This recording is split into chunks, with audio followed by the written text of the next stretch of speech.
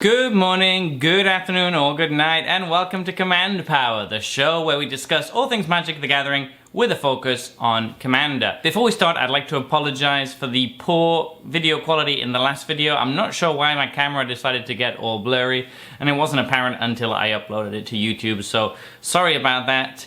And without further ado, today we're going to be talking about the newest batch of Dominaria United spoilers, so join me as we review them. The first card we're talking about today is Najal, the Storm Runner. For 2 colorless, 2 blue, and 1 red, we have a 5/4 legendary creature. You may cast sorcery spells as though they had flash, and when Najal attacks, you may pay 2. If you do, the next instant or sorcery you cast this turn is copied, and you may choose new targets for the copy. Okay, so we've had the first ability on a few things before. There's a dragon from Return to Ravnica, Hypersonic Dragon, which gives your sorceries flash. That's a pretty cool ability. And then the other ability is pretty nice as well, because once a turn you get to copy one of your big cards. Now, because this is an attack trigger, if you find an opponent that it's easy to attack into, you can kind of go infinite with this very easily with extra turn cards. So that's probably how this is going to end up playing out, which is a pity because it has a lot of potential, but it does seem like the best thing you can probably do is just smash into people and take 2 extra turns each time. Next up, we have Defiler of Vigor. It is a 3 colorless, 2 green, 6/6 Phyrexian worm with trample, and it has, as an additional cost to cast green permanent spells, you may pay 2 life. These spells cost green less to cast if you paid life this way, and this effect only reduces the amount of green mana you pay. And whenever you cast a green permanent spell, put a +1/+1 counter on each creature you control. Each creature you control. This is actually super strong. So this cycle seems like it's really pushed. The Phyrexian mana ability is already good, but on top of that, this has got really good stats for 5 mana. It's a 6/6 trample. And the upside is that every time you cast a green permanent spell, you get a +1/+1 counter on all of your board. Really? Like, that seems really, really strong. In any kind of green stompy deck in EDH, this is going to absolutely destroy. Certainly in mono green decks, but it could probably go in green-white or in another color too, because if you're going wide with tokens, this is going to get out of hand really, really quickly. This seems really good. Next up, we have Chaotic Transformation for 5 colorless and 1 red. Exile up to 1 target artifact, up to 1 target creature, up to 1 target planeswalker, and up to 1 target land. And for each opponent exiled its way, its controller reveals cards from the top of their library until they reveal a card that shares a type with it, and they put that card onto the battlefield, then shuffle. So this is just one of those red kind of fun chaotic cards. It's kind of bigger than all the others though, because you get to do it 4 times. You could get up to shenanigans by trying to stack your deck, but it's probably pretty difficult to do like that. So it might be better just to use this as removal for your opponent's cards. And notably, it can hit enchantments, which there's like 2 red cards that can do. 3 now, and with this it'll be the 4th. So that's actually really possibly a good card in red, because it can actually remove stuff that red has trouble removing. Cut Down is the next card. It's an instant for 1 black. Destroy target creature with total power and toughness 5 or less. Wow, that's really powerful. That's actually got the potential to see play in Commander, just as spot removal for utility creatures. It's certainly probably going to be played in competitive Commander, because it will just kill so many early game creatures. In regular Commander, it might be a bit harder for it to see play, because you do want your removal to be a bit more unconditional, but still, this rate is really good. You get to kill so many different things, and I could totally see this seeing play. Next up is Golden Argosy, a legendary artifact vehicle for 4 mana, which is a 3/6, and it has crew 1, and whenever Golden Argosy attacks, exile each creature that crewed it this turn. Turn them to the battlefield tapped under their owner's control at the beginning of the next end step. So this is a mass flicker effect, but it's a little bit awkward because you can't attack with the creatures you're crewing if you want to flicker them, which creates a little bit of tension there. You can crew this with multiple creatures, even though it only has crew 1. You could put all of the cards you want to blink in there and then just kind of go nuts, but it also is a delayed trigger. It happens at the end of turn. It seems a little bit clunky, but you know, it might see play in some blink decks. Next up is Tyrannical Pit Lord for 4 colorless and 2 black. It's a creature, a demon, a 6/6 flying trample. As Tyrannical Pit Lord enters the battlefield, choose another creature you control. That creature gets +3/+3 and has flying, And when Tyrannical Pit Lord leaves the battlefield, sacrifice the chosen creature. I really like the flavor here. It's basically a demon granting you its boon for as long as it stays alive. As soon as it disappears, well, you're going to be in trouble because all that power is suddenly going to leave and you're going to die. This can kind of be pretty good in certain decks. It can buff up a creature on the board and then make 2 big threats, basically, for one. The problem being that you're going to have to sacrifice the smaller one when the bigger one dies, but that might not be that bad depending on what you buff. I could see this going into some black stompy decks, and I know that sounds weird, but I, for example, have a very fun Crick deck that is all just undercosted fatties, and this would be pretty good in that. Next up is Cosmic Epiphany for 4 colorless and 2 blue. It's a sorcery. Draw cards equal to the number of instant sorcery cards in your graveyard. Wow. I mean, 6 mana is a lot, but you could be drawing massive amounts of cards in a Spellslinger deck with this. And if you have a way to copy it, like the legendary we just talked about before, the Is It one, then you're in really big business.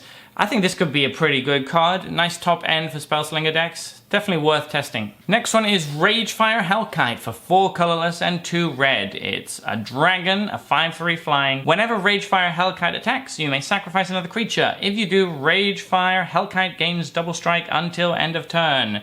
This seems kinda bad unless you got sacrifice synergies. I mean, 6 mana flying, double strike, 5/3 wouldn't even be that good these days.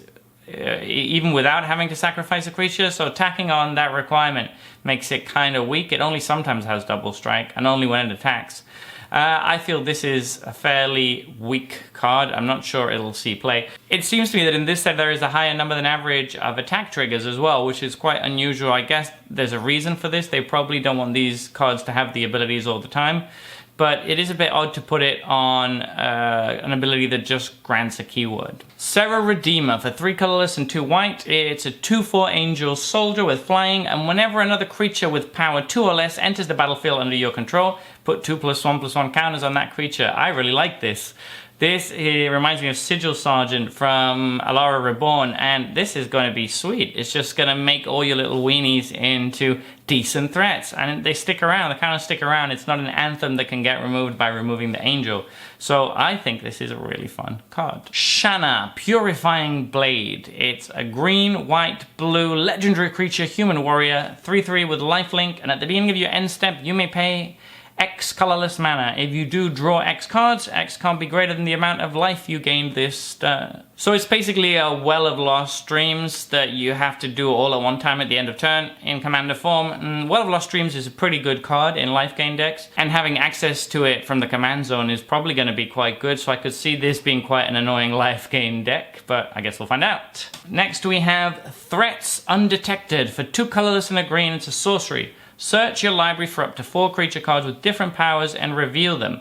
An opponent chooses 2 of those cards, shuffle the chosen cards into your library and put the rest into your hand. This is a really interesting one. It's obviously a callback to the old Realms Uncharted and Gifts Ungiven, and the reason I think it's templated a little bit differently, instead of being 4 cards with different names, is because of considerations for Commander. They know that every card in Commander has a different name, so this actually restricts it a little bit more. It's still fairly open-ended.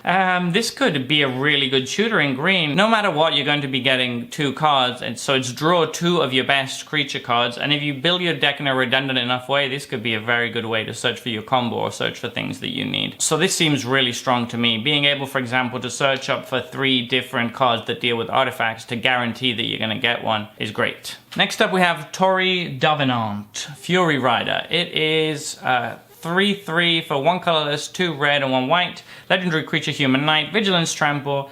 Whenever it attacks all other attacking creatures you control get +1/+1 until end of turn. Other red attacking creatures you control gain trample until end of turn, and untap each other white attacking creature you control. Gasp! A Boros attack-themed commander that works well with tokens and wants you to go wide? Who would have thought? Never seen anything like this before. Moving on. Next up we have Kelvin, Flame Sage. It is a 2 colorless, 1 red creature, human shaman. 2/3 with Enlist. Now, if you remember what Enlist is, it means you can tap one of your untapped non-summoning sickness creatures to add its power to the attacking creature. Whenever Kelvin Flame Sage attacks, look at the top X cards of your library, where X is Kelvin Flame Sage's power. You may exile an instant or sorcery card with mana value X or less from among them. Put the rest on the bottom of your library in a random order. You may cast the exiled card without paying its mana cost.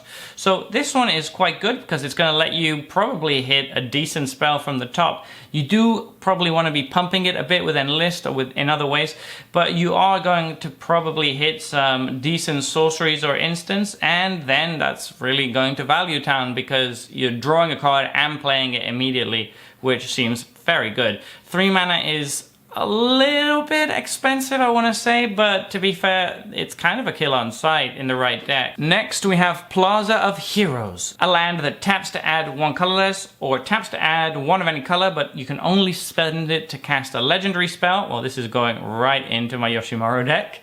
And it has tap to add 1 mana of any color among legendary permanents you control. And then it has 3 and tap, exile Plaza of Heroes, target legendary creature gains hexproof and indestructible until end of turn. Wow, this seems again like a really strong card. Obviously it's best in a legendary themed deck, but it actually goes well in pretty much every deck. The opportunity cost is so low here. You're paying a colorless land, it doesn't even come in tap, so that's all you're giving up. And then it's going to help you cast your commander at the very least, and once you've got your commander out, then the third mode is turned on, and it just basically becomes Command Tower, which is a great card, obviously. And then on top of all that, it's also got an ability that can just sacrifice it to give a legendary creature hexproof and indestructible until end of turn. Wow, like this basically goes in every deck that can afford the land slot. There's not really any downside to this card. Obviously it's at its best in a legendary matters deck, but you don't need to even be legendary matters for this to be great. Karn, Living Legacy. For 4 colorless, he's a legendary planeswalker with 4 loyalty counters, and he has a +1 that says create a tapped Power Stone token. It's an artifact with tap, add colorless. This mana can't be spent to cast a non-artifact spell. His -1 is pay any amount of mana, look at that many cards from the top of your library, and then put 1 of them into your hand and the rest on the bottom of your library in a random order. And the -7 is you get an emblem with tap, an untapped artifact you control. This emblem deals 1 damage to any target. This is a very spicy one, very interesting. Comes in without inbuilt protection, but it does make an artifact token immediately that sticks around. It's not just a treasure token. That seems quite good. It's obviously going to be at its best in artifact decks because then you can use the mana for basically everything. Otherwise it's a little bit limited. The -1 is really good too because then you can use all these Power Stone tokens that you have lying around to pay for it. And at the very least you're drawing a card for -1. It can be much better than that. The more mana you pay, the more you get to look at, and you can kind of dig for some good stuff if you need to late game when you top deck this. It's a little bit awkward that you can't use the -1 ability if you play it on curve because you won't have any mana lying around, but still that doesn't seem enough to make this a bad card.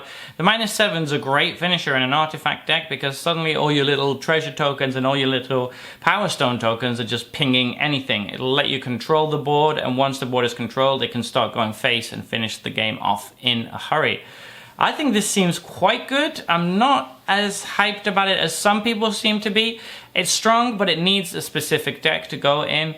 I think it'll be a good card in Standard, and I think it'll see play in some niche commander decks, particularly those based around artifacts. So that has been all for today. Thank you so much for watching. Let me know in the comments below if you have any thoughts about this video, and if you enjoyed it, don't forget to click like and subscribe. It really helps the channel and I really appreciate it. I'll see you next time. Take care.